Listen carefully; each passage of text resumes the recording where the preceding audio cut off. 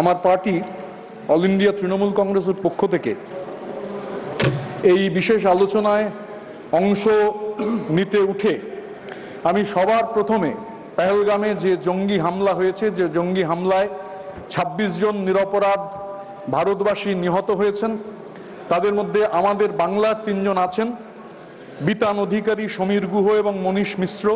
আমি তাদের অমলিন স্মৃতির প্রতি শ্রদ্ধা জ্ঞাপন করছি। লাইন অফ ডিউটিতে আমাদের দেশের সামরিক বাহিনীর যে বীর সেনানীরা লড়াই করেছেন, শহীদ হয়েছেন, তাদের অমলিন স্মৃতির প্রতি আমি শ্রদ্ধা জ্ঞাপন করছি। এবং এই গোটা পেহেলগাম যে ঘটনা, সেই ঘটনায় আমাদের সামরিক বাহিনীর প্রথম যিনি শহীদ হয়েছেন, নাম তার হাবিলদার ঝন্টু আলী শেখ, বাংলার নদিয়ার বাসিন্দা। আমি হাবিলদার ঝন্টু আলী শেখের অমলিন স্মৃতির প্রতি শ্রদ্ধা জ্ঞাপন করছি। এখন আজকে যখন এই আলোচনা এখানে হচ্ছে স্যার, আমি বিনীতভাবে সর্বভারতীয় তৃণমূল কংগ্রেসের পক্ষ থেকে, অল ইন্ডিয়া তৃণমূল কংগ্রেসের পক্ষ থেকে জানতে চাই যে সরকার কেন বিশেষ অধিবেশন ডাকলো না। এখন বিশেষ অধিবেশন এর আগে এই রকম ঘটনায় যে হয়নি আমাদের দেশে তা নয়। আমি এখানে গতকাল অন্য হাউসে আলোচনা শুরু হয়েছে, আজকে আমাদের হাউসে আলোচনা শুরু হয়েছে। আমরা শুনছি বারে বারে যে পণ্ডিত জওহরলাল নেহেরু, তাকে টেনে আনা হচ্ছে, তাকে দায়ী করা হচ্ছে। আমি শুধু উল্লেখ করতে চাই যে ২৩শে অক্টোবর ১৯৬২ যখন চীন ভারত যুদ্ধ চলছে, সেই সময় অটল বিহারী বাজপেয়ী এবং হেম বড়ুয়া এরা পণ্ডিত নেহরুর কাছে গেছিলেন। এদের সংখ্যা বিরাট ছিল না, সামান্য তারা সংখ্যায় ছিলেন, সংখ্যার জোট ছিল না। পণ্ডিত নেহরুকে ২৩শে অক্টোবর ১৯৬২ অনুরোধ করা হয়েছিল বিশেষ অধিবেশন ডাকবার জন্য। আমাদের দেশে ২৩শে অক্টোবর ১৯৬২ অনুরোধ করা হয়, অটল বিহারী বাজপেয়ী, হেম বড়ুয়া অনুরোধ করেন এবং ৮ই নভেম্বর ১৯৬২ বিশেষ অধিবেশন ডাকা হয়েছিল চীন ভারত যুদ্ধের সময়। নেহরুর সব ভুল, এই ভুলটাও সরকার নয় নিয়ে নিত, ভুলটা নিয়েই বিশেষ অধিবেশন ডেকে দিত। বিশেষ অধিবেশন ডাকলে এখানে চর্চা করা যেত, আলোচনা করা যেত। সেই সময় সংখ্যার জেরে গণতন্ত্রের কণ্ঠরোধ হয়নি। এখন এই আলোচনা, আমাদের একটা প্রশ্ন যে প্রথম দিন স্যার কেন শুরু হলো না? দেশের ভূপর্যটক গ্লোব ট্রটার প্রধানমন্ত্রী বিদেশ সফরে ছিলেন বলেই কি সরকার প্রথম দিন থেকে আলোচনায় রাজি হলেন না? ২০২২ থেকে ২০২৫ আমাদের দেশের মাননীয় প্রধানমন্ত্রী, বিশিষ্ট ভূপর্যটক, তিনি আমাদের দেশে এবং বিদেশে সব মিলিয়ে ৩,৮০,০০০ কিলোমিটার ভ্রমণ করেছেন। আমাদের পৃথিবী থেকে চাঁদের দূরত্ব হচ্ছে ৩,৮০,০০০ কিলোমিটার। এটা অতিক্রম করে ফেলেছেন প্রধানমন্ত্রী ৩ বছরে, কিন্তু ২০০০ কিলোমিটার দূরের মণিপুরে তিনি এখনো গিয়ে উঠতে পারেননি।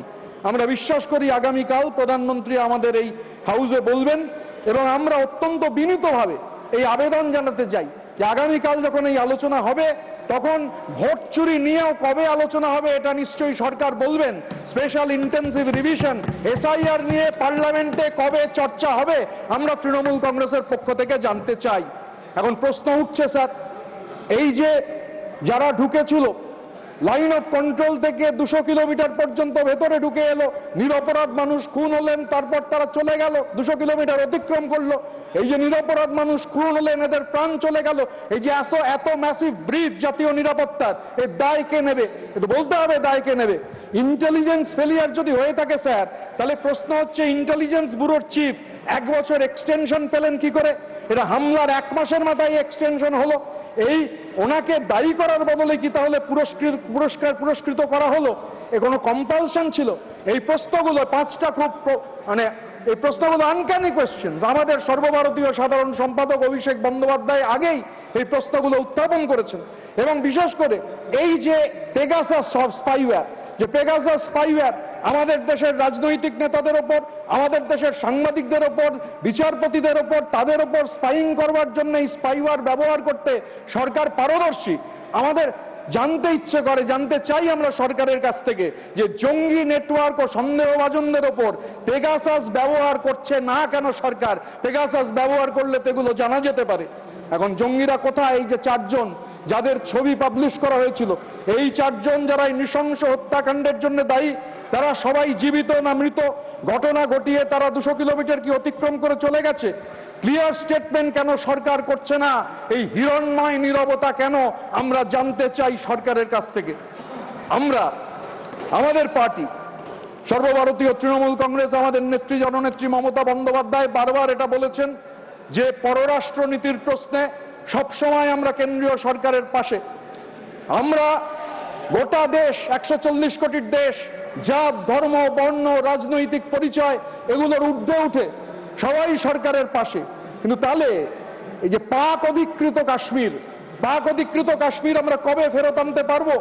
আজকে মাননীয় প্রতিরক্ষা মন্ত্রী যখন এখানে বক্তব্য রেখেছেন, তিনি বলেছেন এটা সিজ ফায়ার হয়েছে, আবার এটা কন্টিনিউ হতে পারে, অপারেশন শেষ হয়নি।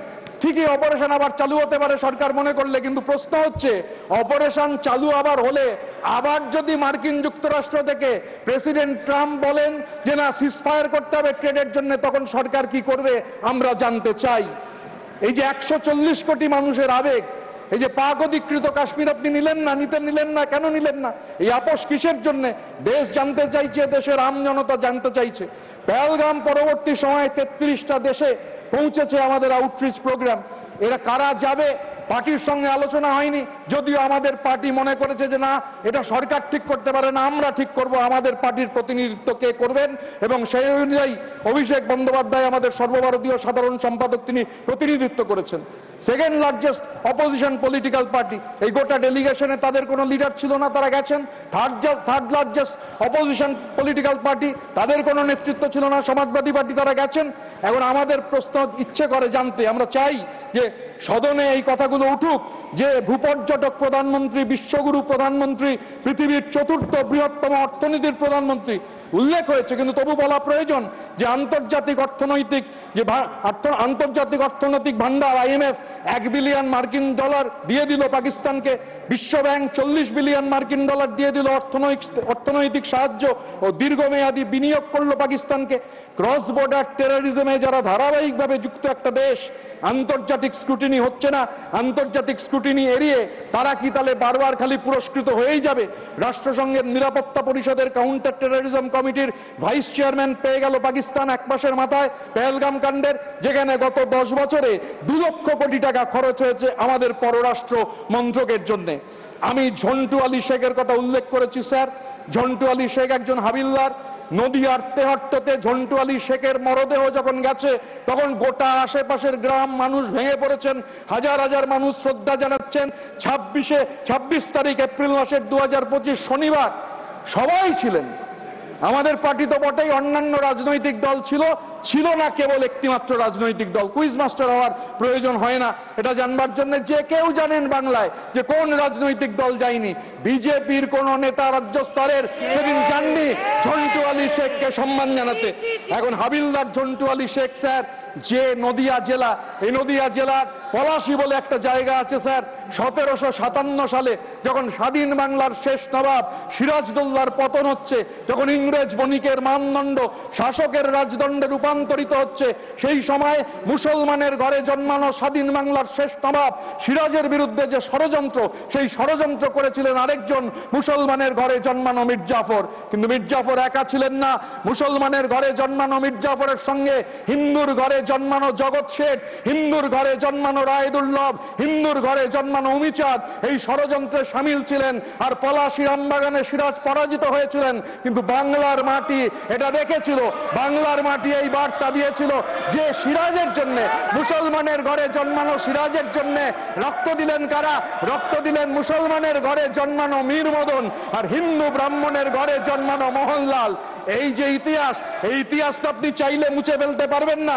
1757 100 বছর বাদে স্যার 1857 মহাবিদ্রোহ, first war of Indian independence, আমাদের বাংলার ব্যারাকপুরে মঙ্গল পান্ডে, ঈশ্বর পান্ডে তারা শহীদ হচ্ছেন। এবং বেঙ্গল রেজিমেন্ট স্যার ডিসম্যান্টেল করে দিল ব্রিটিশরা। আজও বেঙ্গল রেজিমেন্ট নেই আমাদের সেনাবাহিনীতে, আজও বেঙ্গল রেজিমেন্ট নেই। আমাদের রক্তে আজাদ হিন্দ ফৌজের ইতিহাস রয়েছে। মহাবিপ্লবী রাসবিহারী বোস, দেশনায়ক সুভাষচন্দ্র বসু, সেলুলার জেলের 585 জন যে বিপ্লবীর নাম, তার মধ্যে 398 অবিভক্ত বাংলার বাঙালির রক্তে লেখা রয়েছে আন্দামান সেলুলার জেলের ইতিহাস। আমাদের নেত্রী মমতা বন্দ্যোপাধ্যায় এই ঘটনার পর নির্দেশ দিয়েছিলেন বাংলার পাহাড় থেকে সাগর অবধি সেনাবাহিনীকে সম্মান জানিয়ে জাতীয় পতাকা নিয়ে মিছিল করতে হবে। আমরা করেছি স্যার, কিন্তু হাবিলদার ঝন্টু আলী শেখের কথা বলছিলাম, আরেকজন হাবিলদারের কথা না বললে স্যার অন্যায় হবে। সেই হাবিলদারের নাম কাজী নজরুল ইসলাম। কাজী নজরুল ইসলাম ব্রিটিশ ইন্ডিয়া রেজিমেন্টের সেখানে হাবিলদার ছিলেন। সেই কাজী নজরুল ইসলাম তিনি একটা কবিতা লিখেছিলেন কোন সংগঠন তৈরি হওয়ারও অনেক আগে, এই সংগঠন তৈরি হওয়ার অনেক আগে কাজী নজরুল ইসলাম তিনি লিখেছিলেন বিদ্রোহী বলে একটা কবিতা। এই যে পাক অধিকৃত কাশ্মীর, এত মানুষের সমর্থন, সবাই সমর্থন করছেন, তা সত্ত্বেও কেন পাক অধিকৃত কাশ্মীর আমরা দখল করতে পারলাম না প্রশ্ন উঠছে। আমি যে কথা বলে শেষ করতে চাই, আমি হাফ এ মিনিট নেবো স্যার। আমি শুধু বলতে চাই কাজী নজরুল ইসলাম লিখেছিলেন ওই কবিতায়, মম বাঁশরীর তানে পাশরি, আমি শ্যামের হাতের বাঁশরি, আমি রুশে উঠে যাবে ছুটি মহাকাশ ছাপিয়া, ভয়ে সপ্ত নরক হাবিয়া দজাক নিভে নিভে যায় কাঁপিয়া, আমি বিদ্রোহী বাহী নিখিল অখিল ব্যাপিয়া, আমি পরশুরামের কঠোর কুঠার নিক্ষত্রিয় করিব বিশ্ব, আনিব শান্তি শান্ত উদার, আমি হল বলরাম স্কন্ধে, আমি উপারি ফেলিব অধীন বিশ্ব অবহেলে নবসৃষ্টির মহানন্দে, মহাবিদ্রোহীর অনক্লান্ত আমি সেই দিন হব শান্ত, যবে অত্যাচারীর খড়গ কৃপান ভীম রণভূমে রণিবে না, এই অত্যাচারীর খড়গ কৃপান ভীম রণভূমে রণিবে না, আমি সেই দিন হব শান্ত, আমি বিদ্রোহী ভৃগু ভগবান বুকে এঁকে দিই পদচিহ্ন, আমি স্রষ্টা সুদান, আমি শক্তা ভাড়া খেয়ালি বিধির বক্ষ করিব ভিন্ন, আমি চির বিদ্রোহী বীর, আমি বিশ্ব ছাড়ায় উঠিয়াছি একা চির উন্নত শির। জয় হিন্দ, জয় বাংলা।